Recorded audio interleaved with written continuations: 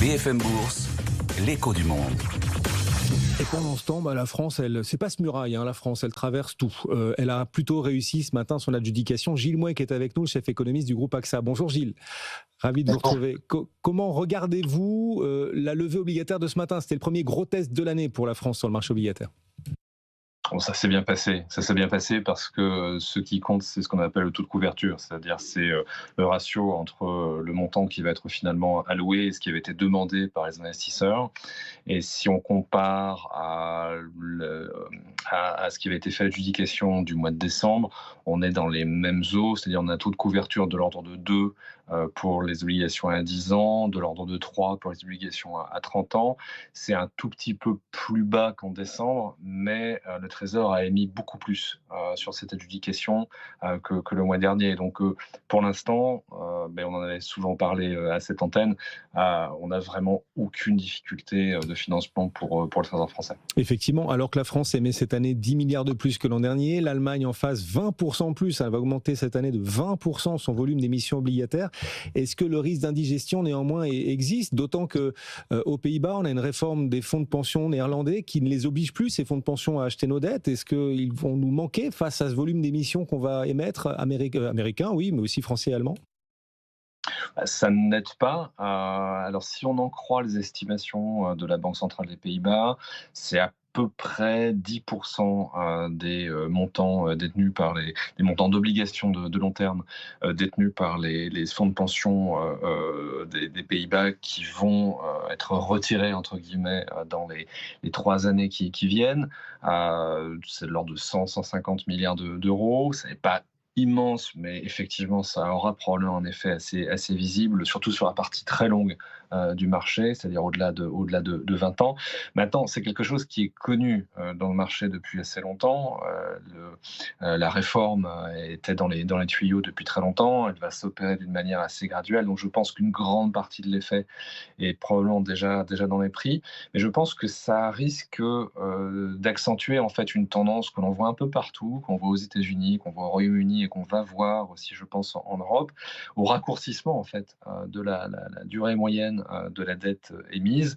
Depuis 1 à 2 décennies, on avait un allongement très très marqué des maturités moyennes sur lesquelles les États émettaient.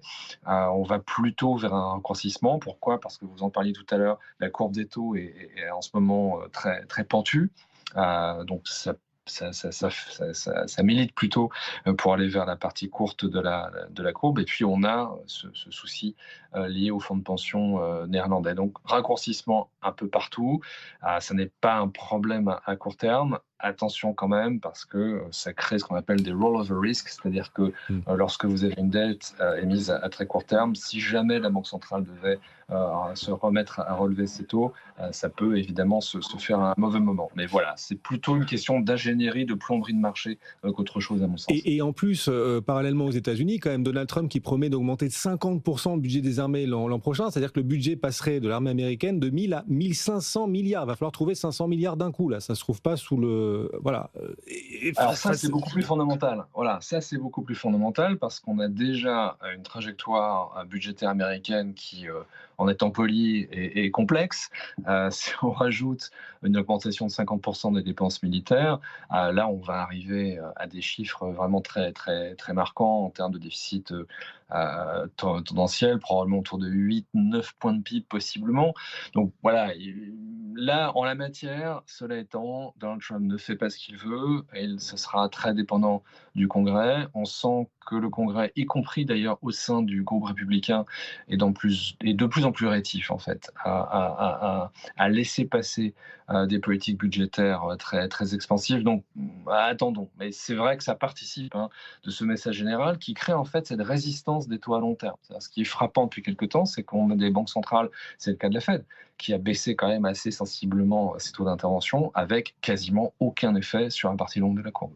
Et du coup, sur le 10 ans américain, ça se tend un petit peu. On est à 4,18 aujourd'hui. Gilles Mouek, si vous aviez un paramètre, une dynamique de marché à suivre cette année, ce serait quoi? Vaste sujet, vous allez me dire, mais comme réponse, vous prévoiriez quoi exactement? Alors, il y a quelque chose qui me semble être un peu sous-discuté actuellement, mais qui risque d'être important en 2026, c'est le comportement des investisseurs japonais.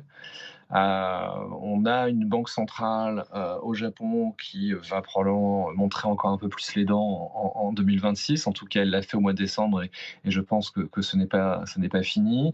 On a des taux à long terme japonais qui sont passés au-dessus de la limite des 2%. Or, les investisseurs japonais avaient été quand même assez importants pour les marchés obligataires américains et pour les marchés obligataires européens, dont le marché obligataire français d'ailleurs. Donc, comment en fait on va pouvoir naviguer cette normalisation des taux longs japonais en 2026? Ça, pour moi, c'est une vraie dynamique de marché importante. À suivre donc les taux japonais. Le 30 ans d'ailleurs est sur un nouveau plus historique aujourd'hui. Dernière question, Gilles, vous êtes économiste mais vous suivez la géopolitique comme nous. Washington qui annonce que le Venezuela va désormais acheter massivement les produits américains avec l'argent du pétrole. Comment est-ce que vous regardez les divers impacts de ce que Washington est en train de construire là avec le Venezuela? On est dans une intervention extraordinairement centralisée qui est assez en décalage avec une approche traditionnelle, en tout cas d'une administration républicaine américaine. Maintenant, un point quand même qui me semble important sous cette affaire-là, c'est que ça n'est pas nécessairement une bonne nouvelle pour le secteur pétrolier américain. On assiste depuis quelques jours à une nouvelle baisse du pétrole. Or, en dessous de $60, c'est très compliqué d'arriver à de l'investissement pétrolier sur le territoire américain qui soit rentable. Donc on a toujours cette espèce de contradiction un peu interne dans la politique énergétique américaine.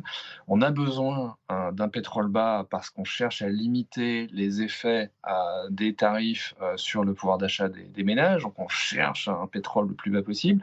De l'autre côté, c'est un secteur qui, aux États-Unis, c'est assez peu discuté, mais qui réduit ses effectifs depuis le début de l'année 2025.